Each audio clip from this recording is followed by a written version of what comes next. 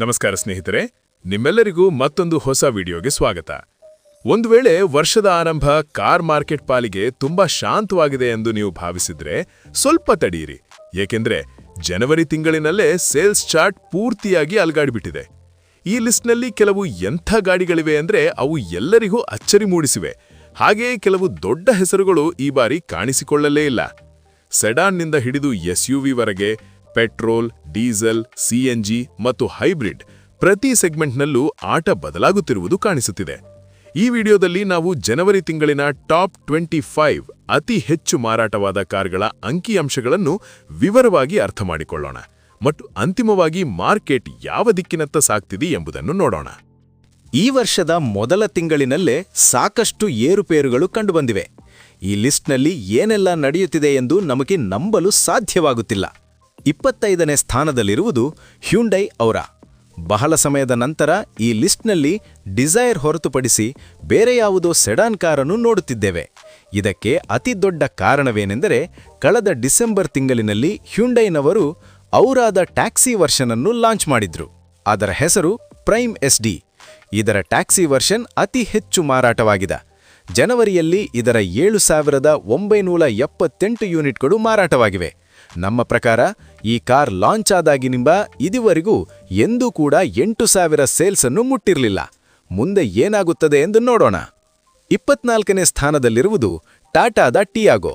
ಇದರ 8,349 ಯೂನಿಟ್ಗಳು ಮಾರಾಟವಾಗಿವೆ. 23ನೇ ಸ್ಥಾನದಲ್ಲಿರುವುದು ಮಹೀಂದ್ರಾದ XUV3XO. ಇದರ 8,845 ಯೂನಿಟ್ಗಳು ಸೇಲ್ ಆಗಿವೆ. ನಾನು ನಿಮಗೆ ಹೇಳುತ್ತಿರುವ ಈ ಸೇಲ್ಸ್ ಅಂಕಿಅಂಶಗಳಲ್ಲಿ EV ಕೂಡ ಸೇರಿದೆ. ಹೇಳಬೇಕೆಂದ್ರೆ ಈ ಕಾರ್ ಹೇಗೋ ಈ ಲಿಸ್ಟ್ಗೆ ಬಂದಿದೆ, ಆದರೆ ಮೊದಲಿಗೆ ಹೋಲಿಸಿದ್ರೆ ಇದರ ಮಾರಾಟ ಕಡಿಮೆಯಾಗಿದೆ. ಸಾಮಾನ್ಯವಾಗಿ ಇದು ಪ್ರತಿ ತಿಂಗಳು ಸುಮಾರು 10 ಅಥವಾ 11 ಸಾವಿರದ ಆಸುಪಾಸಿನಲ್ಲಿ ಮಾರಾಟವಾಗುತ್ತಿತ್ತು. 22ನೇ ಸ್ಥಾನದಲ್ಲಿರುವುದು ಟಯೋಟಾದ ಯಾವ ಕಾರ್ ಅಂದ್ರೆ ಅದು ನಿಧಾನವಾಗಿ ಕಂಪನಿಯ ಪಾಲಿನ ಟ್ರಂಪ್ ಕಾರ್ಡ್ ಎಂದು ಸಾಬೀತಾಗುತ್ತಿದೆ. ಅದೇ ಹೈರೈಡರ್. ಇದರ 9,156 ಯೂನಿಟ್ಗಳು ಮಾರಾಟವಾಗಿವೆ. ಈ ಕಾರನ್ನು ನಾನು ಟ್ರಂಪ್ ಕಾರ್ಡ್ ಎಂದು ಏಕೆ ಕರೆಯುತ್ತಿದ್ದೇನೆ ಅಂದರೆ, ಹೈರೈಡರ್ ಇರಲಿ, ಗ್ರ್ಯಾಂಡ್ ವಿಟಾರಾ ಇರಲಿ ಅಥವಾ ವಿಕ್ಟೋರಿಸ್ ಇರಲಿ, ಲಾಜಿಕಲ್ ಆಗಿ ನೋಡಿದ್ರೆ ಈ ಮೂರೂ ಗಾಡಿಗಳು ಮೂಲತಃ ಒಂದೇ ಕಂಪನಿಯದ್ದು, ಅಂದ್ರೆ ಮಾರುತಿಯದ್ದು. ಯಾರಾದರೂ ಮಾರುತಿ ಕಾರನ್ನೇ ಖರೀದಿಸಬೇಕು ಅಂದುಕೊಂಡ್ರೆ ಅವರು ವಿಕ್ಟೋರಿಸ್ ಖರೀದಿಸುತ್ತಾರೆ. ಏಕೆಂದ್ರೆ ಅಷ್ಟೇ ಹಣಕ್ಕೆ ವಿಕ್ಟೋರಿಸ್ನಲ್ಲಿ ಹೈರೈಡರ್ ಮತ್ತು ಗ್ರ್ಯಾಂಡ್ ವಿಟಾರಾಗಿಂತ ಉತ್ತಮ ಪ್ಯಾಕೇಜ್ ಸಿಗುತ್ತಿರುತ್ತದೆ. ಇಷ್ಟೇ ಅಲ್ಲದೆ ಈಗ ಮಾರ್ಕೆಟ್ನಲ್ಲಿ ಸಿಯೆರಾ ಕೂಡ ಇದೆ. ಇಷ್ಟೆಲ್ಲ ಪೈಪೋಟಿ ಇದ್ದರೂ ಸಹ ಹೈರೈಡರ್ ಇಷ್ಟು ಉತ್ತಮ ಸೇಲ್ಸ್ ತೋರಿಸಿ 22ನೇ ಸ್ಥಾನದಲ್ಲಿದೆ ಅಂದ್ರೆ ಬಾಸ್, ಇದು ಟ್ರಂಪ್ ಕಾರ್ಡ್ ಅಲ್ಲದೆ ಇನ್ನೇನು. 21ನೇ ಸ್ಥಾನದಲ್ಲಿರುವುದು ಟಯೋಟಾದ ಇನೋವಾ. ಇದರಲ್ಲಿ ಇನೋವಾ ಕ್ರಿಸ್ಟಾ ಮತ್ತು ಹೈಕ್ರಾಸ್ ಎರಡರ ಸೇಲ್ಸ್ ಅಂಕಿಅಂಶಗಳು ಸೇರಿವೆ. ಒಟ್ಟು 9,455 ಯೂನಿಟ್ಗಳು ಮಾರಾಟವಾಗಿವೆ. ನಿಮಗೆ ಗೊತ್ತಾ, ಒಂದು ವೇಳೆ ನಾವು ಕ್ರಿಸ್ಟಾ ಅಂದ್ರೆ ಇನೋವಾ ಡೀಸೆಲ್ನ ಸೇಲ್ಸ್ ಅನ್ನು ಪಟ್ಟಿಯಿಂದ ತೆಗೆದುಬಿಟ್ರೆ ಈ ಅಂಕಿಅಂಶ ಅರ್ಧಕ್ಕೆ ಕುಸಿದು ಬಿಡುತ್ತದೆ, ಅಥವಾ ಕೆಲವು ತಿಂಗಳು ಅರ್ಧಕ್ಕಿಂತಲೂ ಕಡಿಮೆ ಇರುತ್ತದೆ. ಇನೋವಾ ಕ್ರಿಸ್ಟಾಗೆ ಅಷ್ಟೊಂದು ಸೇಲ್ಸ್ ಇದೆ, ಆದರೂ ಜನರು ಆ ಕಾರ್ ಡಿಸ್ಕಂಟಿನ್ಯೂ ಆಗುತ್ತದೆ ಎಂದು ಹೇಳುತ್ತಿದ್ದಾರೆ. ಇಷ್ಟೊಂದು ಚೆನ್ನಾಗಿ ಓಡುತ್ತಿರುವ ಕಾರನ್ನು ಯಾರು ತಾನೇ ಬಂದ್ ಮಾಡುತ್ತಾರೆ? ಈ ನ್ಯೂಸ್ ಬಗ್ಗೆ ನಮ್ಮ ಬಳಿ ಯಾವುದೇ ಅಧಿಕೃತ ಮಾಹಿತಿ ಇಲ್ಲ, ಆದರೆ ಇದು ನಮ್ಮ ಅನಿಸಿಕೆ ಅಷ್ಟೇ. ಈ ಕಾರ್ ಡಿಸ್ಕಂಟಿನ್ಯೂ ಆಗುವುದಿಲ್ಲ. ಬದಲಾಗಿ ಫಾರ್ಚುನರ್ನಲ್ಲಿರುವ ಹೈಬ್ರಿಡ್ ಟೆಕ್ನಾಲಜಿಯನ್ನು ಇದರಲ್ಲೋ ಬಳಸಿ ಕೆಲವು ಬದಲಾವಣೆಗಳೊಂದಿಗೆ ಇದನ್ನು ಮುಂದುವರಿಸುತ್ತಾರೆ ಎಂದು ನಮಗೆ ಅನ್ನಿಸುತ್ತದೆ. ಉಳಿದದ್ದನ್ನು ಕಾದು ನೋಡೋಣ. ಮಾರ್ಕೆಟ್ ಅನ್ನು ಪ್ರೆಡಿಕ್ಟ್ ಮಾಡುವುದು ತುಂಬಾ ಕಷ್ಟ. ಇನ್ನು ಮೇಲೆ ಹೋದ್ರೆ 20ನೇ ಸ್ಥಾನದಲ್ಲಿರುವುದು ಮಹೀಂದ್ರಾದ XUV7XO. ಇದರ ಫೇಸ್ ಲಿಫ್ಟ್ ವರ್ಷನ್ ಈಗಷ್ಟೇ ಲಾಂಚ್ ಆಗಿದೆ. ಹೆಸರಿಗೆ ಮಾತ್ರ ಅದು ಫೇಸ್ ಲಿಫ್ಟ್, ಆದರೆ ಅದರಲ್ಲಿ ಭಾರೀ ಬದಲಾವಣೆಗಳನ್ನು ಮಾಡಲಾಗಿದೆ. ಈ ಕಾರಿನ 10,133 ಯೂನಿಟ್ಗಳು ಮಾರಾಟವಾಗಿವೆ. ಇದರ ಫೇಸ್ ಲಿಫ್ಟ್ ಲಾಂಚ್ ಆಗುವ ಮೊದಲು ಕೂಡ ಈ ಗಾಡಿ ಸುಮಾರು 9,000ರಿಂದ 10,000 ಆಸುಪಾಸಿನಲ್ಲೇ ಮಾರಾಟವಾಗುತ್ತಿತ್ತು. ಕಳೆದ 2-3 ತಿಂಗಳಿಂದ ಫೇಸ್ ಲಿಫ್ಟ್ ಬರಲಿದೆ ಎಂಬ ಕಾರಣಕ್ಕೆ ಸೇಲ್ಸ್ ಸ್ವಲ್ಪ ಕಡಿಮೆಯಾಗಿತ್ತು. ಈಗ ಅದು ಬಂದ ತಕ್ಷಣ ಮತ್ತೆ ತನ್ನ ಹಳೆಯ ವೇಗಕ್ಕೆ ಮರಳಿದೆ. 19ನೇ ಸ್ಥಾನದಲ್ಲಿ ಬಂದಿದೆ ಕಿಯಾ ಮೋಟಾರ್ಸ್ನ ಸೆಲ್ಟಾಸ್. ಇದರ ನೆಕ್ಸ್ಟ್ ಜನರೇಷನ್ ಈಗಷ್ಟೇ ಲಾಂಚ್ ಆಗಿದೆ. ಇದರ 10,639 ಯೂನಿಟ್ಗಳು ಮಾರಾಟವಾಗಿವೆ. ನಿಮಗೆ ಇದು 19ನೇ ಸ್ಥಾನದಲ್ಲಿ ಕಾಣಿಸ್ತಿರ್ಬೋದು. ಅದರ ಬಾಸ್, ಈ ನೆಕ್ಸ್ಟ್ ಜನರೇಷನ್ ಬಂದ ನಂತರ ಇದರ ಮಾರಾಟ ದುಪ್ಪಟ್ಟಾಗಿದೆ. ನೀವಿಲ್ಲಿ ನೋಡ್ತಿರುವ ಸೇಲ್ಸ್ ಕೇವಲ 15 ದಿನಗಳದ್ದಷ್ಟೇ. ಜನವರಿ ಮಧ್ಯಭಾಗದಿಂದ ಈ ಕಾರಿನ ಡೆಲಿವರಿ ಆರಂಭವಾಗಿತ್ತು. ಅಂದ್ರೆ ಕೇವಲ 15 ದಿನಗಳಲ್ಲಿ ಇಷ್ಟು ಸೇಲ್ಸ್ ಆಗಿದೆ ಅಂದ್ರೆ ಪೂರ್ತಿ ತಿಂಗಳು ಮಾರಾಟವಾದರೆ ಇದು 15,000 ಗಡಿ ಮುಟ್ಟಬಹುದು. ಇದರ ಸ್ವಲ್ಪ ಸಮಯದ ಮೊದಲೇ ಸಿಯೆರಾ ಕೂಡ ಲಾಂಚ್ ಆಗಿತ್ತು. ಆದರೆ ಇನ್ನೂ ಅದರ ಹೆಸರು ಈ ಲಿಸ್ಟ್ನಲ್ಲಿ ಬಂದಿಲ್ಲ. ಮುಂದೆ ನೋಡೋಣ ಏನಾಗ್ತದೆ ಎಂದು. 18ನೇ ಸ್ಥಾನದಲ್ಲಿರುವುದು ಕಿಯಾದ ಸಾನೆಟ್. ಜನವರಿ ತಿಂಗಳಿನಲ್ಲಿ ಇದರ 10,998 ಯೂನಿಟ್ಗಳು ಪೂರ್ತಿ ಭಾರತದಲ್ಲಿ ಮಾರಾಟವಾಗಿವೆ.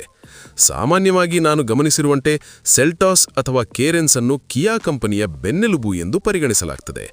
ಆದರೆ ಅಸಲಿಗೆ ಸಾನೆಟ್ ಈ ಕಂಪನಿಯ ನಿಜವಾದ ಬೆನ್ನೆಲುಬು. ಬೇರೆ ಯಾವುದೇ ಕಾರುಗಳು ಮಾರಾಟವಾಗದ ಸಮಯದಲ್ಲಿಯೂ ಸಹ ಸಾನೆಟ್ ಈಗ ಮಾರಾಟವಾಗುತ್ತಿರುವಷ್ಟೇ ಭರ್ಜರಿಯಾಗಿ ಸೇಲ್ ಆಗುತ್ತಿತ್ತು. ಈ ಕಾರಿನ ಡಿಮ್ಯಾಂಡ್ ಯಾವತ್ತೂ ಕಡಿಮೆಯಾಗಿಲ್ಲ. 17ನೇ ಸ್ಥಾನದಲ್ಲಿರುವುದು ಮಹೀಂದ್ರಾದ ಬೊಲೆರೋ. ಇದರ 11,845 ಯೂನಿಟ್ಗಳು ಮಾರಾಟವಾಗಿವೆ. ನಮ್ಮ ದೃಷ್ಟಿಯಲ್ಲಿ ಇದನ್ನು ತಯಾರು ಮಾಡಿದ ಮಾಲೀಕನಿಗೆ ಅಂದರೆ ಮಹೀಂದ್ರಾ ಕಂಪನಿಗೆ ಭಯ ಹುಟ್ಟಿಸಿದ ಮಾರ್ಕೆಟ್ನ ಏಕೈಕ ಕಾರ್. ಯಾಕೆಂದ್ರೆ ಯಾವುದೇ ದೊಡ್ಡ ಬದಲಾವಣೆ ಇಲ್ಲದಿದ್ದರೂ ವರ್ಷಗಳಿಂದ ಒಂದೇ ರೀತಿ ಇದ್ದರೂ ಸಹ ಈ ಕಾರ್ ಎಷ್ಟೊಂದು ಮಾರಾಟವಾಗುತ್ತಿದೆ ಎಂದರೆ ನೇರವಾಗಿ 17ನೇ ಸ್ಥಾನದಲ್ಲಿದೆ. 16ನೇ ಸ್ಥಾನದಲ್ಲಿರುವುದು ಮಾರುತಿಯ ಈಕೋ. ಇದರ 11,914 ಯೂನಿಟ್ಗಳು ಸೇಲ್ ಆಗಿವೆ. ಇತ್ತೀಚೆಗೆ ಹಲವು ರೀಲ್ಸ್ ಮತ್ತು ಶಾರ್ಟ್ಸ್ ವಿಡಿಯೋಗಳಲ್ಲಿ ಒಂದು ಹೊಸ ಟ್ರೆಂಡ್ ನೋಡ್ತಿದ್ದೇವೆ. ಈಕೋ ಗಾಡಿಯ ಒಳಗೆ ಸೀಟ್ಗಳನ್ನೆಲ್ಲ ತೆಗೆದು ಮಾಡಿಫೈ ಮಾಡಿ ಒಂದು ಚಿಕ್ಕ ಕಿಚನ್ ಮತ್ತು ಬೆಡ್ರೂಮ್ ಮಾಡಿಕೊಂಡು ಲಾಂಗ್ ಟೂರ್ ಹೋಗುವುದು, ಅಲ್ಲಿ ಒಬ್ಬರೇ ಇರುವುದು ಮತ್ತು ವಿಡಿಯೋ ಅಪ್ಲೋಡ್ ಮಾಡುವುದು. ಇದಕ್ಕೆ ಈ ಕಾರ್ ಉತ್ತಮ ಆಯ್ಕೆಯಾಗಿರುತ್ತದೆ. 15ನೇ ಸ್ಥಾನದಲ್ಲಿದೆ ಮಾರುತಿಯ ಆಲ್ಟೋ. ಇನ್ನು ಬೆಟ್ಟ ಗುಡ್ಡಗಳ ಬಗ್ಗೆ ಮಾತನಾಡಿದ್ದೇ ತಡ, ಆಗಲೇ ಆಲ್ಟೋ ಎಂಟ್ರಿ ಕೊಟ್ಟಿದೆ. ಇದರ 12,314 ಯೂನಿಟ್ಗಳು ಮಾರಾಟವಾಗಿವೆ. 14ನೇ ಸ್ಥಾನದಲ್ಲಿರುವುದು ಹುಂಡೈಯ ವೆನ್ಯೂ. ಇದರ 12,413 ಯೂನಿಟ್ಗಳು ಸೇಲ್ ಆಗಿವೆ. ವೆನ್ಯೂನ ನೆಕ್ಸ್ಟ್ ಜನರೇಷನ್ ಕೂಡ ಈಗಷ್ಟೇ ಲಾಂಚ್ ಆಗಿದೆ. ಆದರೆ ಇದರ ಹೊಸ ವರ್ಷನ್ ಅಂದುಕೊಂಡಷ್ಟು ಮ್ಯಾಜಿಕ್ ಮಾಡಿಲ್ಲ. ಈ ಸೆಗ್ಮೆಂಟ್ನಲ್ಲಿ ಎಷ್ಟು ನಿರೀಕ್ಷೆ ಇತ್ತೋ ಅಷ್ಟು ಪರ್ಫಾರ್ಮೆನ್ಸ್ ಸಿಗುತ್ತಿಲ್ಲ. ಅದರಲ್ಲೂ ವಿಶೇಷವಾಗಿ ಇದರ ಡೀಸೆಲ್ ಇಂಜಿನ್ ಮೈಲೇಜ್ ವಿಷಯದಲ್ಲಿ ಸಾಕಷ್ಟು ನಿರಾಸೆ ಮೂಡಿಸಿದೆ. 13ನೇ ಸ್ಥಾನದಲ್ಲಿರುವುದು ಮಾರುತಿಯ ಫ್ರಾಂಕ್ಸ್. ಇದರ 13,353 ಯೂನಿಟ್ಗಳು ಮಾರಾಟವಾಗಿವೆ. ಇದರ ಸೇಲ್ಸ್ ನಿಜಕ್ಕೂ ಅಚ್ಚರಿ ಮೂಡಿಸುವಂತಿದೆ. ಈಗಷ್ಟೇ ಈ ಗಾಡಿಯನ್ನು ಆಲ್ ವೀಲ್ ಡ್ರೈವ್, ಅಡಾಸ್ ಮತ್ತು ಹೈಬ್ರಿಡ್ ಟೆಕ್ನಾಲಜಿಯೊಂದಿಗೆ ಟೆಸ್ಟ್ ಮಾಡುತ್ತಿರುವುದು ಕಂಡುಬಂದಿದೆ. 12ನೇ ಸ್ಥಾನದಲ್ಲಿ ಮಹೀಂದ್ರಾದ ಥಾರ್ ಇದೆ. ಇದರ 13,418 ಯೂನಿಟ್ಗಳು ಮಾರಾಟವಾಗಿವೆ.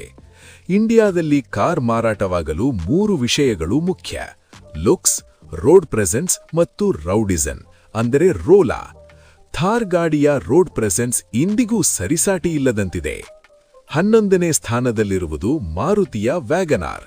ನೋಡಿ, ಅತ್ತ ಥಾರ್ ಆದ ತಕ್ಷಣ ವ್ಯಾಗನಾರ್ ಎಂಟ್ರಿ ಕೊಟ್ಟಿದೆ. ಇದರ 15,118 ಯೂನಿಟ್ಗಳು ಮಾರಾಟವಾಗಿವೆ. 10ನೇ ಸ್ಥಾನದಲ್ಲಿರುವುದು ಮಾರುತಿಯ ವಿಕ್ಟೋರಿಸ್. ಇದರ 15,240 ಯೂನಿಟ್ಗಳು ಸೇಲ್ ಆಗಿವೆ. 9ನೇ ಸ್ಥಾನದಲ್ಲಿ ಮಹೀಂದ್ರಾದ ಸ್ಕಾರ್ಪಿಯೋರಿದೆ. 8ನೇ ಸ್ಥಾನದಲ್ಲಿ ಮಾರುತಿಯ ಬಲೇನೋ ಇದೆ. ಇದರ 16,782 ಯೂನಿಟ್ಗಳು ಮಾರಾಟವಾಗಿವೆ. 7ನೇ ಸ್ಥಾನದಲ್ಲಿ ಬ್ರೆಝಾ ಇದೆ. ಇದರ 17,482 ಯೂನಿಟ್ಗಳು ಸೇಲ್ ಆಗಿವೆ. 6ನೇ ಸ್ಥಾನದಲ್ಲಿ ಮಾರುತಿಯ ಸ್ವಿಫ್ಟ್ ಇದೆ. ಇದರ 17,806 ಯೂನಿಟ್ಗಳು ಮಾರಾಟವಾಗಿವೆ. 5ನೇ ಸ್ಥಾನದಲ್ಲಿ ಅರ್ಟಿಗಾ ಇದೆ. ಇದರ 17,892 ಯೂನಿಟ್ಗಳು ಸೇಲ್ ಆಗಿವೆ. 4ನೇ ಸ್ಥಾನದಲ್ಲಿ ಹ್ಯುಂಡಾಯ ಕ್ರೆಟಾ ಇದೆ. ಇದರ 17,921 ಯೂನಿಟ್ಗಳು ಮಾರಾಟವಾಗಿವೆ. 3ನೇ ಸ್ಥಾನದಲ್ಲಿ ಟಾಟಾದ ಪಂಚ್ ಇದೆ. ಇದರ 19,257 ಯೂನಿಟ್ಗಳು ಸೇಲ್ ಆಗಿವೆ. 2ನೇ ಸ್ಥಾನದಲ್ಲಿ ಮಾರುತಿಯ ಡಿಸೈರ್ ಇದೆ. ಇದರ 19,629 ಯೂನಿಟ್ಗಳು ಮಾರಾಟವಾಗಿವೆ. ಈ ಬಾರಿ ಅತಿ ಹೆಚ್ಚು ಮಾರಾಟವಾದ ನಂಬರ್ 1 ಕಾರ್ ಟಾಟಾದ ನೆಕ್ಸಾನ್. ಇದರ 23,365 ಯೂನಿಟ್ಗಳು ಮಾರಾಟವಾಗಿವೆ. ಈಗ ನಾನು ನಿಮಗೆ ಪೂರ್ತಿ 25 ಕಾರುಗಳ ಹೆಸರನ್ನು ಹೇಳಿದ್ದೇನೆ. ಆದರೆ ಸಿಯೆರಾ ಇನ್ನೂ ಎಲ್ಲಿಯೂ ಬಂದಿಲ್ಲ. ಎಲ್ಲಿ ಹೋಯಿತು ಈ ಸಿಯೆರಾ? ಈ ಲಿಸ್ಟ್ನಲ್ಲಿ ಅಂತೂ ಅದರ ಹೆಸರಿಲ್ಲ. ಮುಂದೆ ಮತ್ತೊಮ್ಮೆ ಟಾಪ್ ಸೆಲ್ಲಿಂಗ್ SUVಗಳ ವಿಡಿಯೋ ಮಾಡುವಾಗ ನೋಡೋಣ ಅಲ್ಲಿ ಅದರ ಹೆಸರು ಇರುತ್ತದೋ ಇಲ್ಲವೋ ಎಂದು. ಸ್ನೇಹಿತರೆ, ಈಗ ನಿಮ್ಮ ಸರದಿ. ನಿಮ್ಮ ಫೇವರಿಟ್ ಕಾರ್ ಯಾವುದು ಎಂದು ಕಮೆಂಟ್ ಮಾಡಿ ತಿಳಿಸಿ. ಈ ವಿಡಿಯೋಗೆ ಇಷ್ಟೇ. ಒಂದು ವೇಳೆ ನಿಮಗೆ ಈ ವಿಡಿಯೋ ಇಷ್ಟವಾಗಿದ್ದರೆ ಒಂದು ಲೈಕ್ ಮಾಡಿ, ನಮ್ಮ ಚಾನಲನ್ನು ಸಬ್ಸ್ಕ್ರೈಬ್ ಮಾಡಿಕೊಳ್ಳಿ ಮತ್ತು ಆಲ್ ನೋಟಿಫಿಕೇಶನ್ ಮೇಲೆ ಟ್ಯಾಪ್ ಮಾಡೋದನ್ನು ಮರಿಬೇಡಿ. ನಾವಿನ್ನು ಭೇಟಿಯಾಗೋಣ ಹೊಸ ವಿಷಯ, ಹೊಸ ವಿಡಿಯೋದೊಂದಿಗೆ. ನಿಮ್ಮ ದಿನ ಶುಭವಾಗಿರಲಿ. ಧನ್ಯವಾದಗಳು.